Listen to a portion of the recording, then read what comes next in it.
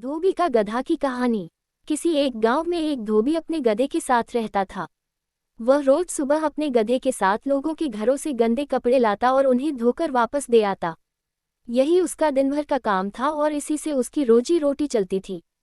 गधा कई सालों से धोबी के साथ काम कर रहा था और समय के साथ साथ अब वह बूढ़ा हो गया था। बढ़ती उम्र ने उसे कमजोर बना दिया था, जिस वजह से वह ज्यादा कपड़ों का वजन नहीं उठा पाता था। एक दोपहर धोबी अपने गधे के साथ कपड़े धोने धोबी घाट जा रहा था।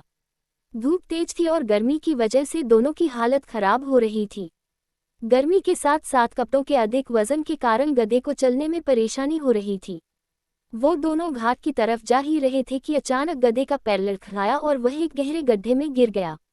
अपने गधे को गड्ढे में गिरा देख धोबी घबरा गया और उसे बाहर निकालने के लिए जतन करने लगा।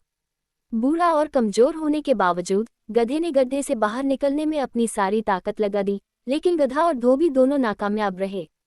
धोबी को इतनी मेहनत करते देख कुछ गांव वाले उसकी मदद के लिए पहुंच गए, लेकिन कोई भी उसे गड्ढे से बाहर नहीं निकाल पाया। तब गांव वालों ने धोबी से कहा कि गधा अब बूढ़ा हो गया है, इसलिए समझदारी इसी में है कि गड्ढे में मिट्टी डालकर उसे यहीं दफना दिया जाए। थोड़ा मना करने के बाद धोबी भी इस बात के लिए राजी हो गया। गांव वालों ने फावड़े की मदद से गड्ढे में मिट्टी डालना शुरू कर दिया।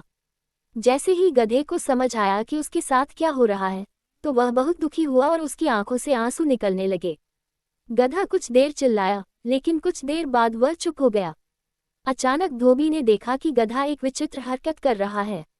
जैसे ही गांव वाले उस पर मिट्टी डालते, वह अपने शरीर से मिट्टी को नीचे गड्ढे में गिरा देता और उस मिट्टी के ऊपर चढ़ जाता।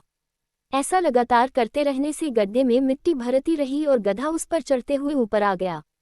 अपने गधे की इस चतुराई को देखकर धोबी की आंखों में खुशी के आंसू आ गए और उसने गधे को गले से लगा लिया।